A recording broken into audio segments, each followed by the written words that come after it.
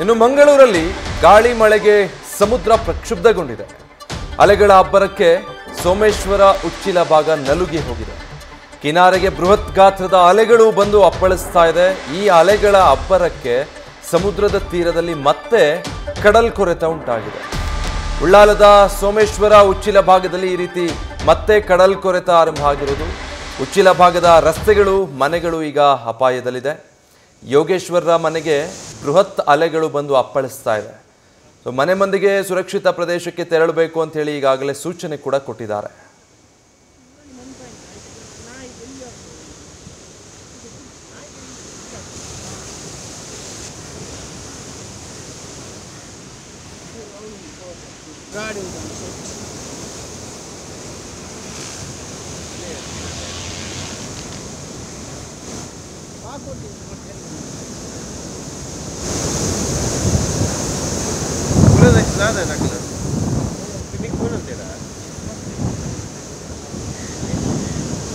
So ಈ ಸೋಮೇಶ್ವರ ಉಚ್ಚಿಲ ಭಾಗದಿಂದ ನಮ್ಮ ಪ್ರತಿನಿಧಿ ಕಿರಣ್ ಒಂದು ಗ್ರೌಂಡ್ ರಿಪೋರ್ಟ್ ಕೊಟ್ಟಿದ್ದಾರೆ, ನೋಡೋಣ. ಮಂಗಳೂರು ಹೊರವಲಯದ ಉಳ್ಳಾಲ ಭಾಗದಲ್ಲಿ ಮತ್ತೆ ಕಡಲ್ಕೊರೆತ ಹೆಚ್ಚಾಗ್ತಾ ಇದೆ. ಇದೇ ಭಾಗದ ಬಟ್ಟಪ್ಪಾಡಿಯಲ್ಲಿ ಈ ಹಿಂದೆ ಭಾರೀ ಕಡಲ್ಕೊರೆತಕ್ಕೆ 4 ಮನೆಗಳು ಧರಾಶಾಹಿಯಾಗಿದ್ದು ಸಮುದ್ರ ಪಾಲಾಗಿದ್ದು, ಈಗ ಸೋಮೇಶ್ವರ ಉಚ್ಚಿಲ ಭಾಗದಲ್ಲಿ ಈ ಕಡಲ್ಕೊರೆತ ಹೆಚ್ಚಾಗಿರುವಂಥದ್ದು, ಭಾರೀ ಕಡಲ್ಕೊರೆತ ಆರಂಭವಾಗಿದೆ.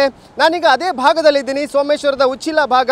ನೀವು ನೋಡ್ಬೋದು, ಈ ಭಾಗದಲ್ಲಿ ಮತ್ತೆ ಕಡಲ್ಕೊರೆತ ಆರಂಭವಾಗಿರುವಂಥದ್ದು.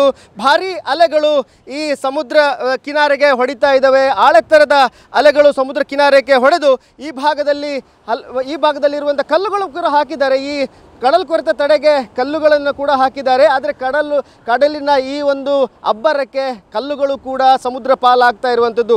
ಈ ಕಲ್ಲುಗಳನ್ನು ದಾಟಿ ದೊಡ್ಡ ದೊಡ್ಡ ಅಲೆಗಳು, ಬೃಹತ್ ಅಲೆಗಳು ಈ ಕಡೆ ಈ ತೀರ ಪ್ರದೇಶಕ್ಕೆ ಹೊಡಿತಾ ಇರುವಂಥದ್ದು. ಇದರಿಂದ ಈ ಭಾಗದಲ್ಲಿರುವಂಥ ಭೂಮಿ ಕರಗ್ತಾ ಇದೆ. ಈ ಹಿಂದೆ ಇಲ್ಲಿಯ ಸ್ಥಳೀಯರು ಹೇಳುವ ಪ್ರಕಾರ 100 ಮೀಟರ್ ಆಚೆಗೆ ಈ ಬೀಚ್ ಇತ್ತು, ಸಮುದ್ರ ಇತ್ತು. ಆದರೆ ಇತ್ತೀಚಿನ ವರ್ಷಗಳಲ್ಲಿ ಭೂಮಿ ಕರಗ್ತಾ ಇದೆ, ಸಮುದ್ರ ಹತ್ತಿರಕ್ಕೆ ಬಂದಿರುವಂಥದ್ದು. ಈಗಾಗಲೇ ಈ ಭಾಗದಲ್ಲಿದ್ದ ಈ ಹಿಂದೆ ಒಂದು ಮನೆ ಕೂಡ ಸಮುದ್ರ ಪಾಲಾಗಿರೋದು. ಇಲ್ಲಿರುವಂತಹ ಮನೆ ಕೂಡ ಯೋಗೀಶ್ ಅನ್ನೋರಿಗೆ ಸೇರಿದಂಥ ಮನೆ ಇದು.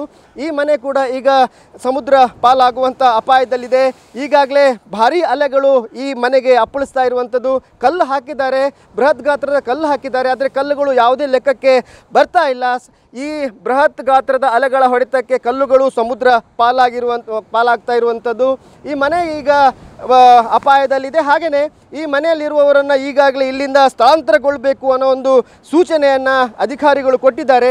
ಅಷ್ಟು ಮಾತ್ರ ಅಲ್ಲದೆ ಇಲ್ಲಿರುವಂತಹ ರಸ್ತೆ ಕೂಡ ಈಗ ಅಪಾಯದಲ್ಲಿರುವಂಥದ್ದು. ಈ ರಸ್ತೆ ಸಮುದ್ರ ಬದಿಯಲ್ಲಿರುವಂತಹ ರಸ್ತೆ ಇದು ಮೀನುಗಾರಿಕೆಗೆ ಚಟುವಟಿಕೆಗೆ ಮಾಡಿದಂತಹ ರಸ್ತೆ. ಆದರೆ ಈಗ ಈ ರಸ್ತೆ ಕೂಡ ಈಗ ಅಪಾಯದಲ್ಲಿದೆ. ಅಷ್ಟು ಮಾತ್ರ ಅಲ್ಲ, ಇಲ್ಲಿರುವಂತಹ ಒಂದು ರೆಸಾರ್ಟ್ ಏನಿದೆ, ಐಷಾರಾಮಿ ರೆಸಾರ್ಟ್ ಕೂಡ ಈಗ ಅಪಾಯದಲ್ಲಿರುವಂಥದ್ದು. ಈ ಹಿಂದೆ ಈ ಭಾಗದಲ್ಲಿ ಒಂದು ರೆಸಾರ್ಟ್ ಕೂಡ ಸಮುದ್ರ ಪಾಲಾಗಿದೆ. ಆದರೆ ಈಗ ಈ ರಸ್ತೆ ಕೂಡ ಈಗ ಕಡಲು ಪಾಲಾಗುವಂಥ ಅಪಾಯದಲ್ಲಿರುವಂಥದ್ದು. ಈಗಾಗಲೇ ಈ ಭಾಗಕ್ಕೆ ಅಧಿಕಾರಿಗಳು ಬಂದು ಪರಿಶೀಲನೆ ನಡೆಸಿದ್ದಾರೆ. ಈ ಮನೆಯವರನ್ನು ಈಗಾಗಲೇ ಇಲ್ಲಿಂದ ಸ್ಥಳಾಂತರ ಮಾಡಲಿಕ್ಕೆ ಹೇಳಿರುವಂಥದ್ದು. ಇದಕ್ಕೂ ಕೂಡ ಇಲ್ಲಿಯ ಜನರು ಈಗಾಗಲೇ ಸ್ಥಳಾಂತರಕ್ಕೆ ಒಪ್ಪಿದ್ದಾರೆ. ಹಾಗೆಯೇ ಈ ಮನೆಯಲ್ಲಿರುವಂಥ ಇಬ್ಬರೇ ಇರ್ತಾರೆ ಹಿರಿಯ ಜೀವಗಳು, ಅವರನ್ನು ಇಲ್ಲಿಂದ ಸ್ಥಳಾಂತರ ಮಾಡಬೇಕು ಅಂತ ಹೇಳಿದ್ದಾರೆ.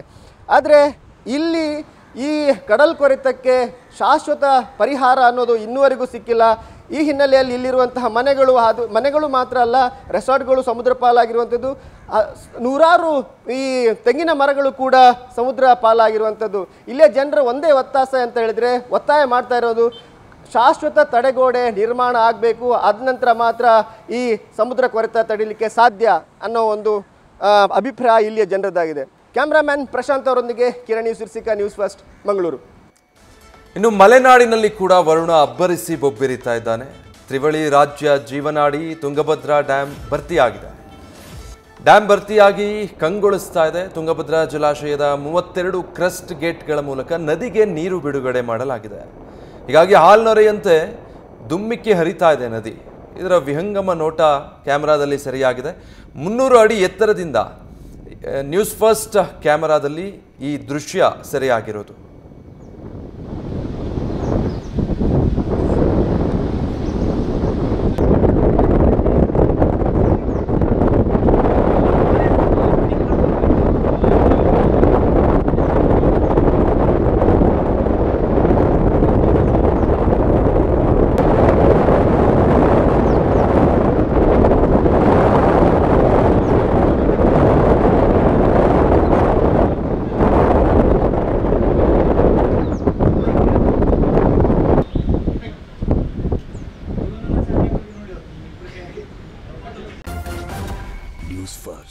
ನಿರ್ಭೀತಿಯಿಂದ ನಿಮ್ಮ ಪರವಾಗಿ.